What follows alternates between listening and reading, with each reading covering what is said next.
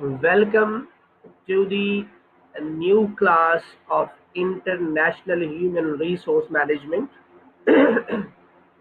Today, our topic is human resource management practices in the international region, in the different region of the world. We will discuss about what is the basic difference between the HRM practices in the international regions, in the different region of the world. So starting from the here we will discuss about three different models. Number one, the the human resource management practices in the developing countries, the human resource management practices in the East Asian countries, and the human resource management practices in the European countries. We will cover three international different types of human resource management practices in this lecture, starting from the human resource management practices in the developing countries. Let's start with the first slide that is related to the human resource management in developing countries. Okay, the developing countries have uh, different kinds of human resource management practices than the developed countries.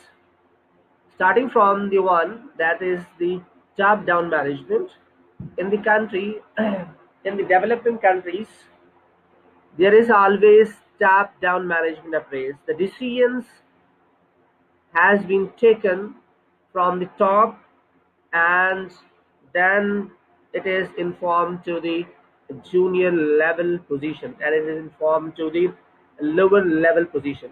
तो फैसले आमतौर पर top management कर रही होती है. Top management control होता है डेवलपिंग कंट्री के अंदर, और टॉप मैनेजमेंट सारे डिसीजन करती है, और वहां से जो इंफॉर्मेशन का फ्लो है वो टॉप मैनेजमेंट की तरफ से होता है. तो टॉप डाउन से मुराद है कि top management make a decision, and then the information flow from the top management to the lower management side. That is the practices in the in the developing country. जैसे पाकिस्तान है, India है, या और मुख्तलिफ कंट्रीज हैं जो कि इस उसके अंदर आते हैं. We are in the category of developing country. Our mostly organization having top down management approach, यानी टॉप मैनेजमेंट जो है वो स्ट्रैटेजी बनाती है, टॉप मैनेजमेंट प्लान करती है, top management is responsible to run the overall organisation, और उनके जो फैसले होते हैं, उनकी डिसीजन मेकिंग होती है, उनकी स्ट्रैटेजी होती है, उनकी जो प्लानिंग होती है, वो फिर नीचे जो लोग होते हैं, जो मिडिल मैनेजमेंट है, लोअर मैनेजमेंट के अंदर जो लोग काम कर रहे हैं, उनको वो इन्फॉर्म किया जाता है, और वो एज इट इज उसकी एग्जीक्यूशन करते हैं, और उसी के मुताबिक जो है वो काम चल रहा होता है. That is the top down management approach. And the second important point is the developing countries emphasis on the inputs. इनका ज़्यादा जो फोकस होता है वो इनपुट्स के ऊपर होता है, आउटपुट पर बहुत ज़्यादा फोकस नहीं होता. इनपुट पर फोकस होता है कि ये ज़्यादा से ज़्यादा जो है बेहतर इनपुट जो है इंक्लूड करें अपनी प्रोडक्ट को इम्प्रूव करने के लिए, और आउटपुट जो है उसके ऊपर फोकस नहीं होता कि आप उनका जो प्रोसेसिंग है वो ज़्यादा अच्छा हो, प्रोसेसिंग को ज़्यादा बेहतर करें, और जो आउटपुट उसका हो वो बहुत अच्छा हो. तो यहाँ के जो लोग हैं वो ज़्यादातर जो इनपुट है अच्छे इनपुट पर बिलीव करते हैं. अगर आपको कोई प्रोडक्ट तैयार करनी है तो उसके लिए आपके पास अच्छा इनपुट होना चाहिए. तो अच्छा इनपुट होगा तो ही जो है ये समझते हैं कि एक बेहतर आउटपुट हो सकता है. तो इनका पूरा फोकस जो डेवलपिंग कंट्री है, इनका जो पूरा फोकस है that is on the input management. Input ज़्यादा बेहतर इम्प्रूव्ड इनपुट के ऊपर बिलीव करते हैं, और इसी बिलीव की बेस पर ये समझते हैं कि we will produce the good output, the excellent output, but they are not focusing on the processing of the the input, the lower quality input or the average quality input uh, to produce the good results and to produce the excellent product. इसके ऊपर जो है ये जो developing country है उनका आमतौर पर जो है वो बिलीव नहीं होता, they believe on the input side. lack of management skills, as we have discussed कि यहाँ टॉप डाउन मैनेजमेंट अप्रोच होती है, और टॉप डाउन मैनेजमेंट अप्रोच का मतलब ये है कि top management make all the decisions, और यही इसमें सबसे बड़ा मसला है हमारी ऑर्गेनाइजेशन के अंदर के मैनेजमेंट स्किल्स में बहुत कमी है. उन्हें मालूम नहीं है कि how they control, how they manage the human resource working in the organisation. तो मैनेजमेंट स्किल्स के अंदर communication skills, interpersonal skills, negotiation skills and problem solving skills, ये जो skills हैं ये जो है वो हमारे जो मैनेजर्स हैं उनके अंदर इसकी कमी है. तो जो खास तौर पर डेवलपिंग कंट्री के जो लोग हैं उनकी जो स्किल्स हैं उनके अंदर जो है मैनेजमेंट स्किल्स खास तौर पर उसकी जो है वो हमारे जो कंट्री है, जो डेवलपिंग कंट्री है लाइक पाकिस्तान, उनके अंदर जो मैनेजमेंट स्किल्स है उनकी बहुत ज़्यादा कमी है. तो हमें डेवलपिंग कंट्री को अपनी मैनेजरियल स्किल्स को इम्प्रूव करना होगा, हमें कम्युनिकेशन बेहतर करनी होगी, हमें मोटिवेशनल स्किल्स को इम्प्रूव करना होगा, हमें ये सीखना होगा कि how can the work done through the subordinates, हमें ये सीखना होगा, हमें निगोशिएशन स्किल्स सीखनी होगी. ठीक है, हमें अपनी कॉम्पिटेंसीज को इम्प्रूव करना होगा as a manager, soft skills के ऊपर ज़्यादा हमें फोकस करना होगा. And the next is control rather than result. Yes, ये चाहते हैं ज़्यादातर जो यहाँ के मैनेजर्स हैं डेवलपिंग कंट्री के कि वो फॉर्म्स के ऊपर या अपने डिपार्टमेंट के ऊपर कंट्रोल होना चाहिए.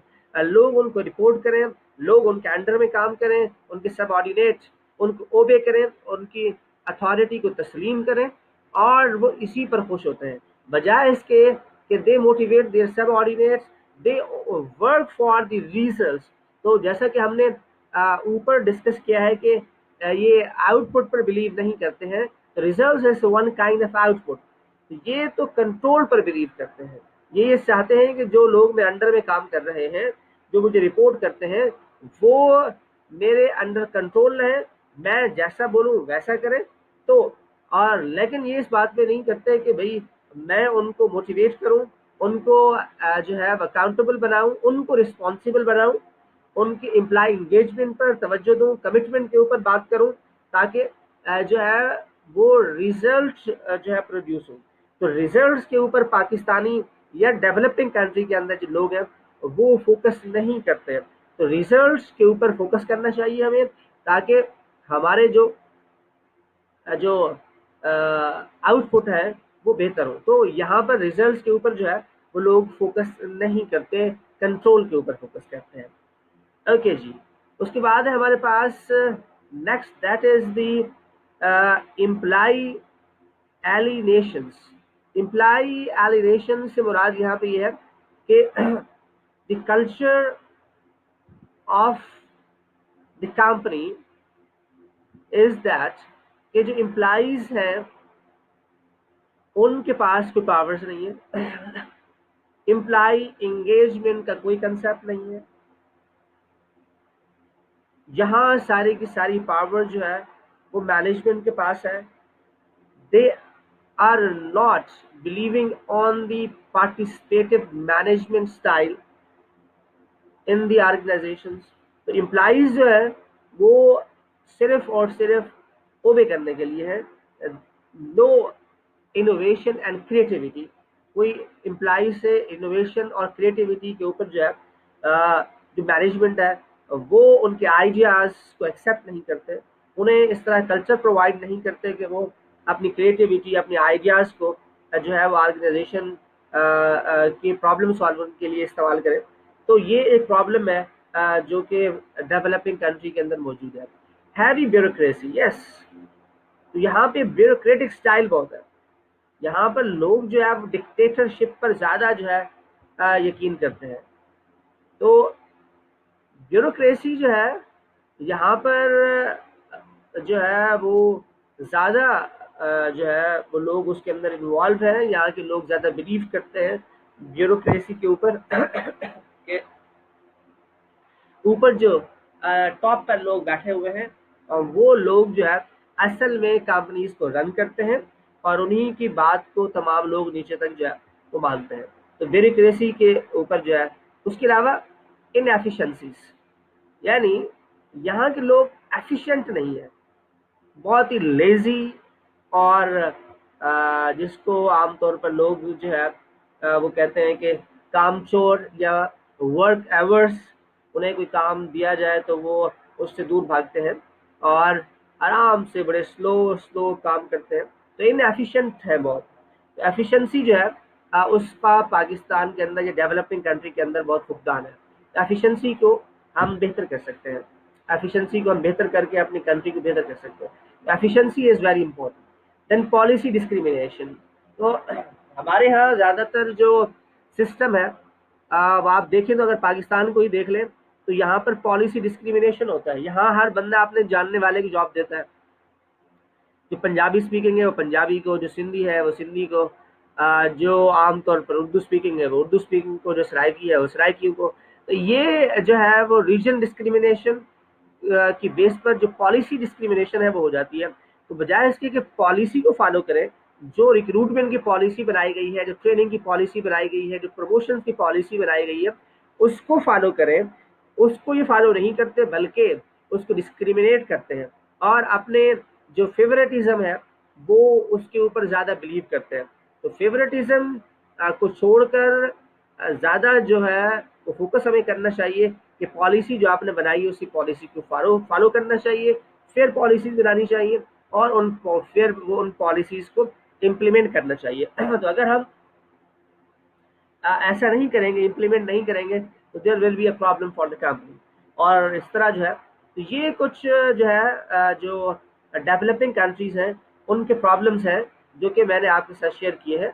इसको प्रॉब्लम भी आप समझ सकते हैं या इसको अपॉर्चुनिटीज भी आप समझ सकते हैं कि ये वो एरियाज हैं जिनके अंदर हम काम कर सकते हैं, एफिशिएंसी को बढ़ा सकते हैं, डिस्क्रिमिनेशन को ख़त्म कर सकते हैं, ब्यूरोक्रेसी को जो है डेमोक्रेसी को जो है वो फॉलो कर सकते हैं, इनोवेटिव और क्रिएटिव कल्चर को जो है वो हम ला सकते हैं,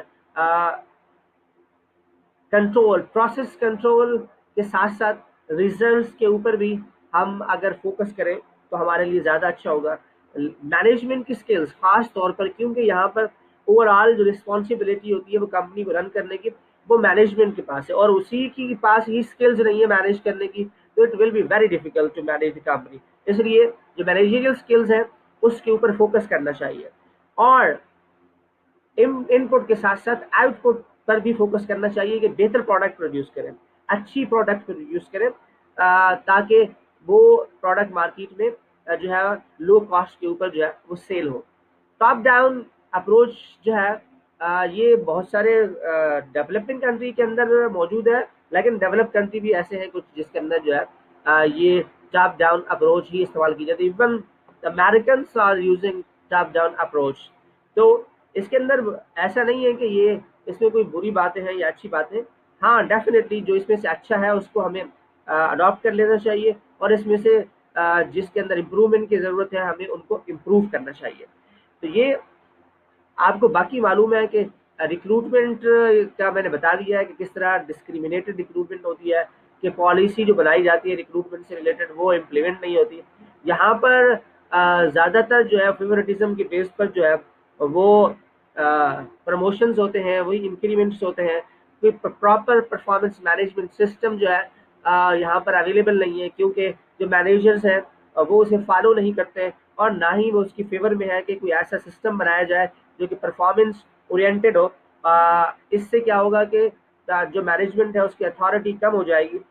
तो ये कुछ चीज़ें हैं जो कि यहाँ पर जो है एक प्रॉब्लम है। यहाँ पे ट्रेड यूनियंस को बहुत ज़्यादा जो है पावर नहीं है। प्राइवेट सेक्टर में तो तकरीबन ही चीज़ें आउटसोर्स कर दी गई हैं और जो थोड़े बहुत है वहाँ पर भी ट्रेड यूनियन की इंडिविजुअल कंपनी तक एक्सेस होता है और इंडिविजुअल कंपनी में ही निगोशिएशंस होती है, यहाँ इंडस्ट्री बेस्ड निगोशिएशन नहीं होती है।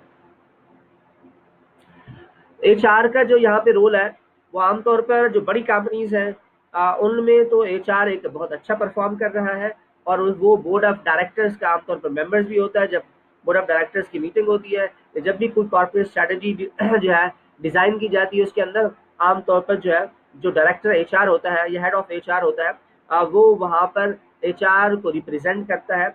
और जो स्मॉल एंड मीडियम इंटरप्राइजेस है, वहाँ पर एचआर बहुत ज़्यादा जो है वो नहीं उसकी पावर है, और उसको किसी भी बड़े डिसीजन मेकिंग का पार्ट नहीं बनाया जाता। तो ये थोड़ा सा जो है वो एक ओवरव्यू है जो कि डेवलपिंग कंट्री के एचआर प्रैक्टिसेस से रिलेटेड है।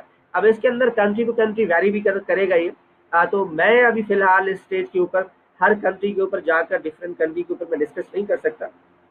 जो जनरल जो ओपिनियन है, जो जनरल जो प्रैक्टिसेस है इन डेवलपिंग कंट्री, वो हमने यहाँ डिस्कस की है।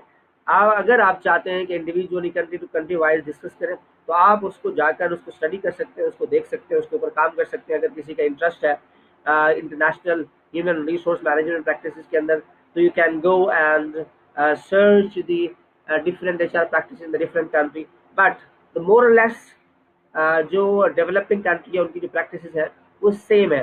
थोड़ा बहुत कहीं डिफरेंस हो सकता है, लेकिन ज़्यादातर जो प्रैक्टिसेस है वो इसी के अंदर रहते हुए सेम ही है। तो ये हमारी फर्स्ट वीडियो है जो हमने रिकॉर्ड की है related to the human resource management practices in international regions. तो इसकी फर्स्ट वीडियो जो है कंप्लीट होती है। आपने इस वीडियो लेक्चर को सुनना है, और उसके बाद अगर कोई क्वेश्चन है आपका, so you can ask during question answer session. Thank you and wait for the second video.